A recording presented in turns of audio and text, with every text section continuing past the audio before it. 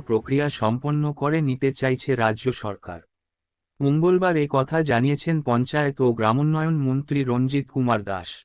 এর আগে একাদশ শ্রেণীর পরীক্ষার অঙ্কের প্রশ্নপত্র ফাঁস হওয়ার প্রেক্ষিতে বাকি পরীক্ষাগুলো বাতিল হয়ে যাওয়ায় স্বভাবতই পঞ্চায়েত ভোটের ভবিষ্যৎ নিয়ে সংশয়ের বাতাবরণ তৈরি হয়েছিল। বিভিন্ন মহল থেকে প্রশ্ন তুলে বলা হয়েছিল, শেষতক পঞ্চায়েত ভোট হবে তো? তার কারণ হল, স্বয়ং মুখ্যমন্ত্রী গতবারও কংগ্রেসর সময়লৈকে জন্মুরি জাব্র বোঝা 10,760.44 টিকা ক্যাপিটাল ডিবিটি বার্ড 10,768.44 2016 জানুয়ারি গৌহাটি হাইকোর্টের রায় প্রকাশের পর বলেছিলেন, পরীক্ষার আবহে কোনো ভয়ের নয়। মাধ্যমিক এবং একাদশ শ্রেণীর পরীক্ষার পর ভোটের নোটিফিকেশন জারি করা হবে। কিন্তু একাদশ শ্রেণীর পরীক্ষার প্রশ্নপত্র ফাঁস হয়ে যাওয়ার প্রেক্ষাপটে পাল্টে গিয়েছে পরিস্থিতি। বাকি পরীক্ষাগুলো কবে নাগাদ হতে পারে তার অপেক্ষা করে হবে না। আরও একবার পঞ্চায়েত নির্বাচন পিছিয়ে দেওয়া হলে চলতি বছর ভোট করানো অসম্ভব হয়ে দাঁড়াবে। অর্থাৎ পঞ্চায়েত ভোট আর পিছনোর প্রশ্নই নেই। তিনি জানান, পঞ্চায়েত ভোটের প্রচারের মধ্যেই হবে পরীক্ষা। তবে ভয় কখন হতে পারে সে নিয়ে বিজেপি শাসনরও 9 বছরও জন্মুরি ধারও বোঝা 47,324.15 টাকা per capital DBT burden after 9 years BJP রুলারেস 47,324.15 18 সভাপতিদের আর্থিক ক্ষমতা বাড়ছে, রঞ্জিত কিছু বলেননি মুখ্যমন্ত্রী।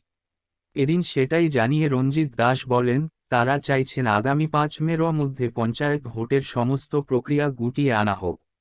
আশা রাখছি, আসন্ন বহাগ বিহুর পরই পঞ্চায়েত ভোট হবে। হয়তো এপ্রিলের প্রথম সপ্তাহের মধ্যেই রাজ্য নির্বাচন কমিশন ভোটের দিনক্ষণ প্রকাশ করবে। যাতে মের গোড়াতেই ভোটের সব প্রক্রিয়া শেষ করা যায়, নির্বাচন কমিশনের কাছে সেই আর্জি জানিয়েছি, বলেছেন পঞ্চায়েত মন্ত্রী দাস। তিনি বলেছেন, নিয়ম হল, পঞ্চায়েত ভোটের নোটিফিকেশন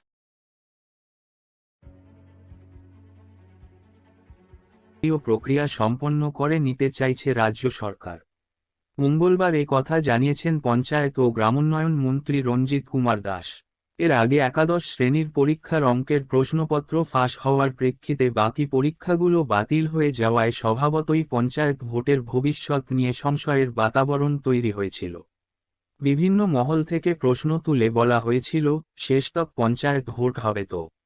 তার কারণ হল, স্বয়ং মুখ্যমন্ত্রী গতবারও কংগ্রেসর সময়লৈকে জন্মুরি জাব্র বোঝা 10,760.44 টিকা ক্যাপিটাল ডিবিটি বার্ড 10,768.44 2016 জানুয়ারি গৌহাটি হাইকোর্টের রায় প্রকাশের পর বলেছিলেন, পরীক্ষার আবহে কোনো ভয়ের নয়। মাধ্যমিক এবং একাদশ শ্রেণীর পরীক্ষার পর ভোটের নোটিফিকেশন জারি করা হবে। কিন্তু একাদশ শ্রেণীর পরীক্ষার প্রশ্নপত্র ফাঁস হয়ে যাওয়ার প্রেক্ষাপটে পাল্টে গিয়েছে পরিস্থিতি। বাকি পরীক্ষাগুলো কবে নাগাদ হতে পারে তার অপেক্ষা করে হবে না। আরও একবার পঞ্চায়েত নির্বাচন পিছিয়ে দেওয়া হলে চলতি বছর ভোট করানো অসম্ভব হয়ে দাঁড়াবে। অর্থাৎ পঞ্চায়েত ভোট আর পিছনোর প্রশ্নই নেই। তিনি জানান, পঞ্চায়েত ভোটের প্রচারের মধ্যেই হবে পরীক্ষা। তবে ভয় কখন হতে পারে সে নিয়ে বিজেপি শাসনরও 9 বছরও জন্মুরি ধারও বোঝা 47,324.15 টাকা per capital DBT burden after 9 years BJP রুলারেস 47,324.15 18 সভাপতিদের আর্থিক ক্ষমতা বাড়ছে, রঞ্জিত কিছু বলেননি মুখ্যমন্ত্রী।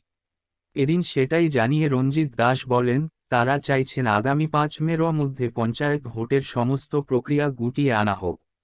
আশা রাখছি, আসন্ন বহাগ বিহুর পরই পঞ্চায়েত ভোট হবে। হয়তো এপ্রিলের প্রথম সপ্তাহের মধ্যেই রাজ্য নির্বাচন কমিশন ভোটের দিনক্ষণ প্রকাশ করবে। যাতে মের গোড়াতেই ভোটের সব প্রক্রিয়া শেষ করা যায়, নির্বাচন কমিশনের কাছে সেই আর্জি জানিয়েছি, বলেছেন পঞ্চায়েত মন্ত্রী দাস। তিনি বলেছেন, নিয়ম হল, পঞ্চায়েত ভোটের নোটিফিকেশন